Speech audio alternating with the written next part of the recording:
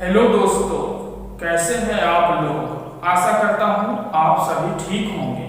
मैं DK यादव अपने YouTube channel basic commerce academy में आप सभी का हार्दिक स्वागत एवं अभिनंदन करता हूँ। मेरे प्यारे मित्रों, आज का हमारा ये वीडियो हमारे इस YouTube चैनल का अकाउंटेंसी क्लास 11th के लिए फर्स्ट वीडियो है, जिसमें हम लोग जानेंगे सिलेबस इंट्रोडक्शन के बारे में। यानी हम लोग देखेंगे अकाउंटेंसी क्लास 11th में कौन कौन चीज़ें पढ़ने की ज़रूरत पड़ती है।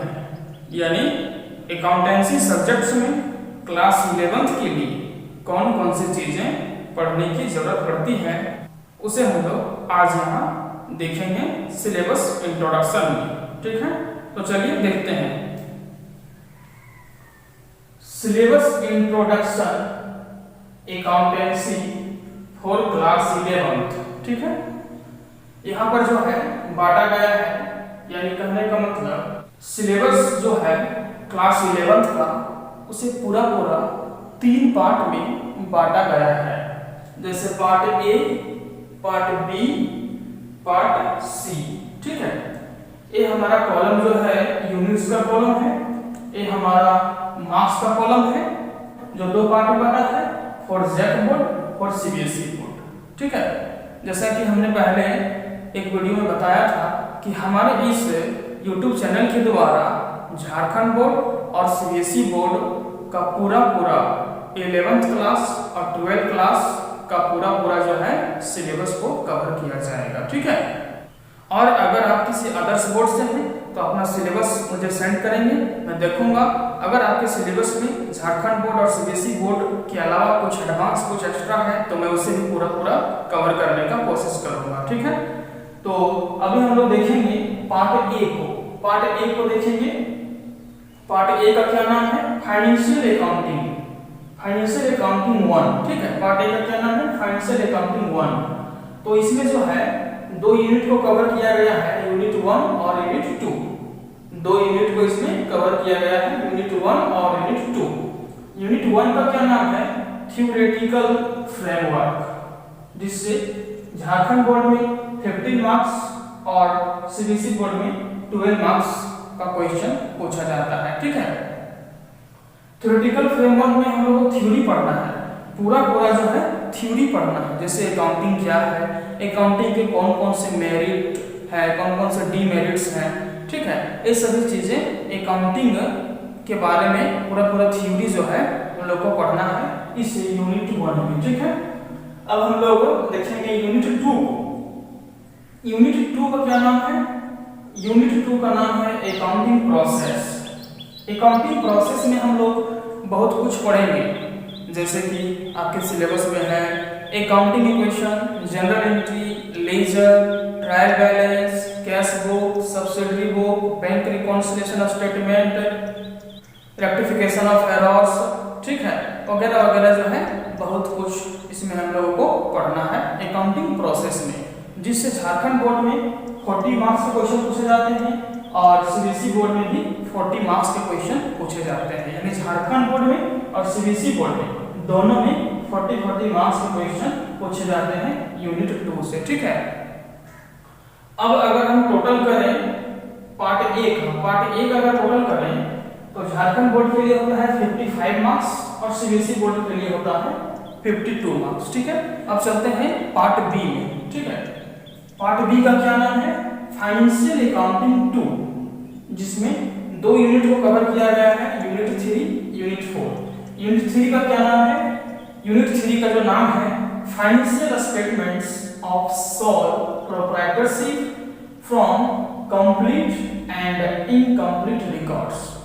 यानी फाइनेंशियल स्टेटमेंट्स के बारे में इसमें पढ़ना है, लेकिन sole proprietorship from complete and incomplete दोनों के बारे में। सोल प्रोप्राइटरशिप मतलब होता है एकाकी स्वामित्व, मतलब जहां एक आदमी बिजनेस करता है, बिजनेस का मालिक एक आदमी होता है। तो इसमें हम लोगों को पढ़ना है कि सोल प्रोप्राइटरशिप जो है उसमें कंप्लीट और इनकम्प्लीट रिकॉर्ड को यानी फाइनेंशियल स्टेटमेंट्स के अंतर्गत कैसे रखा जाता है। ठीक है, जिसमें 2 प्रकार का चैप्टर आता है। मुख्य रूप रूप से फाइनेंशियल स्टेटमेंट, और एक आता है फाइनेंशियल स्टेटमेंट विथ एडजस्टमेंट्स, ठीक है।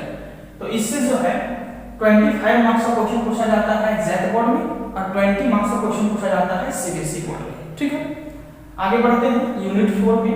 यूनिट 4 का नाम है कंप्यूटर्स इन अकाउंटिंग। इसमें हम लोग जो है कंप्यूटर्स इन अकाउंटिंग में देखेंगे कि अकाउंटिंग को कंप्यूटर में किस प्रकार से बनाया जाता है। इसमें जो है देखा जाता है कि अगर हम कंप्यूटर से अकाउंट मेंटेन करते हैं तो हमारा काम जल्दी होता है और क्या होता है, आसान हो जाता है, ठीक है, और चीज़ें जो है सुरक्षित रहती हैं। इसके लिए बहुत सारा कोर्स भी चलाया जा रहा है, जिसमें एक कोर्स जो है बहुत ही इसमें प्रचलित है, जिसका नाम है टेली। तो अगर आप अकाउंट्स की पढ़ाई करते हैं तो साथ साथ में अगर आप टेली भी सीखते हैं तो आपके लिए टेली सीखना बहुत ही आसान हो जाता है। आप बहुत ही आसानी से टेली को सीख सकते हैं, ठीक है। यानी कंप्यूटर अकाउंटिंग क्या है, कंप्यूटर अकाउंटिंग को हम कैसे समझ सकते हैं। तो कंप्यूटर में अकाउंटिंग सिस्टम को बनाना, यानी अकाउंटिंग को कंप्यूटर में बनाना ही कंप्यूटर अकाउंटिंग कहलाता है, ताकि हमारा जो काम है अकाउंटिंग का वो आसानी से हो जाए, कम समय में हो जाए, कम लागत में हो जाए और चीजें सुरक्षित रहे, ठीक है। तो इस प्रकार से अगर हम लोग टोटल करें पार्ट बी का, तो जेट बोर्ड में यानी झारखंड बोर्ड में 35 मार्क्स होता है टोटल, और सीबीएसई बोर्ड में 20+8 यानी 28 मार्क्स। यानी ये जो कंप्यूटर में अकाउंटिंग है, इससे झारखंड बोर्ड में 10 मार्क्स का क्वेश्चन पूछा जाता है और सीबीएसई बोर्ड में 8 मार्क्स का क्वेश्चन पूछा जाता है, ठीक है।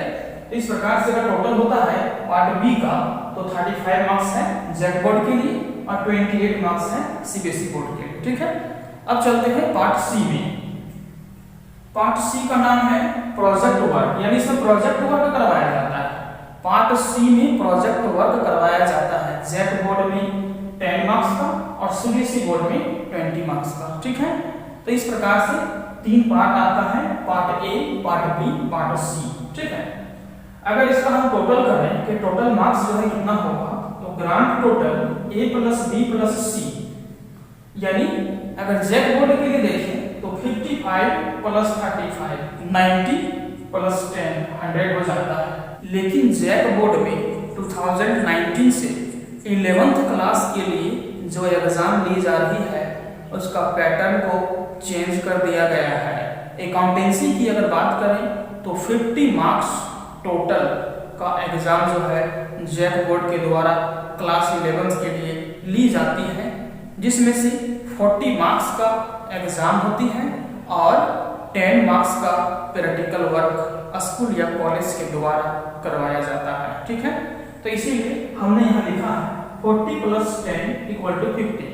अब आप सोच रहे होंगे टोटल करने पर तो 100 आता है, तो यहाँ टोटल तो 50 आ रहा है, ठीक है। जेट बोर्ड के द्वारा एग्जाम पैटर्न को 2019 में चेंज करने के बाद कोई सिलेबस अभी तक परफेक्ट रूप से जारी नहीं किया गया है कि हम जो है इस सिलेबस के अनुसार क्वेश्चन पूछेंगे, इस सिलेबस के अनुसार आपको पढ़ना है, ठीक है।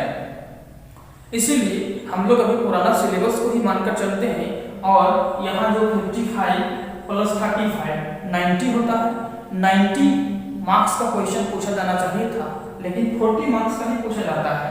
एक 10 जो है प्रैक्टिकल वर्क, ठीक है, प्रैक्टिकल वर्क जो है 10 पहले भी होती थी, अभी भी होती है, लेकिन जो 90 मार्क्स का क्वेश्चन एग्जाम में पहले पूछा जाता था, अब जो है वो 90 मार्क्स बन गया है 40 मार्क्स, ठीक है। तो आप समझ लीजिए 90 मार्क्स के जगह पर 40 मार्क्स का क्वेश्चन आपका आएगा, किसी भी यूनिट से कवर किया जा सकता है, ठीक है। ये नंबर आपका जो है पुराना सिलेबस के अनुसार है, ये नंबर आपका अब नहीं चलता है 2019 से, इसलिए हमने यहाँ लिख दिया है 40 + 10 = 50। यानी 10 आपका प्रोजेक्ट वर्क जैसे पहले था उसी तरह से है, अब बाकी का 40 मार्क्स जो है इस 55 + 35 यानी 90 मार्क्स में से पूछा जाएगा, ठीक है। और अगर सीबीएसई की बात करें तो सीबीएसई का जो सिलेबस है उसमें कोई चेंजेस नहीं किया गया है, यानी सीबीएसई का सिलेबस में कोई चेंजिंग नहीं किया गया है, जैसे पहले था उसी तरह चल रहा है। 52 + 28 80 + 20 कितना हो जाता है टोटल 100, यानी 100 मार्क्स का सीबीएसई में क्लास 11th अकाउंटेंसी के लिए एग्जाम होती है, जिसमें से 80 मार्क्स का एग्जाम होती है और 20 मार्क्स का जो है प्रोजेक्ट वर्क, यानी यहाँ पर जो है पार्ट सी में जो प्रोजेक्ट वर्क है इसको करवाया जाता है, ठीक है। तो इस प्रकार से जो है क्लास 11th का सिलेबस जेड बोर्ड और सीबीएसई बोर्ड के लिए यहाँ जो है हमने आप लोगों को समझाया, और मुझे उम्मीद है कि आप लोग जो है समझ गए होंगे कि क्लास 11th अकाउंटेंसी में मुझे किन किन चीज़ों को पढ़ने की जरूरत पड़ेगी और किस प्रकार से कितने मार्क्स का क्वेश्चन पूछा जाता है। ठीक है, आपके मन में जो भी डाउट होगा वो इस वीडियो को देखने के बाद शायद पूरा क्लियर हो गया होगा। ठीक है, और अगर कोई डाउट अभी भी है आपके मन में तो कमेंट बॉक्स में मुझे कमेंट कर सकते हैं, लिख सकते हैं। ठीक है, मैं उसका रिप्लाई जरूर दूंगा। ठीक है दोस्तों, तो जहाँ तक मुझे उम्मीद है कि आज का हमारा ये वीडियो आप लोगों के लिए काफ़ी यूजफुल होगा। अगले वीडियो में हम लोग अकाउंटिंग से रिलेटेड कुछ पढ़ेंगे, यानी हमारा सिलेबस जो है जैसे यूनिट 1 से अब शुरू होगा थ्योरेटिकल फ्रेमवर्क। ठीक है, थ्योरेटिकल फ्रेमवर्क से हम लोग शुरू करेंगे अगले वीडियो में, और पढ़ते पढ़ते जो है हम लोग पूरा सिलेबस को कवर करेंगे। ठीक है, तो अगले वीडियो में हम लोग क्या करेंगे, सिलेबस के अकॉर्डिंग पढ़ाई शुरू करेंगे, यानी अकाउंटिंग के बारे में कुछ जानेंगे, थ्योरेटिकल फ्रेमवर्क यानी थ्योरी कुछ देखेंगे, कुछ क्लास तक अभी थ्योरी चलेगा।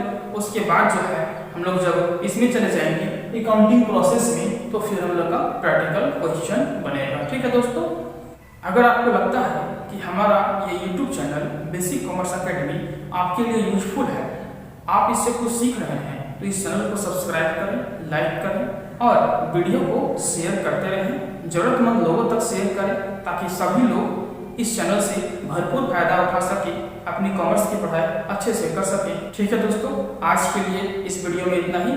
Thanks for watch this video.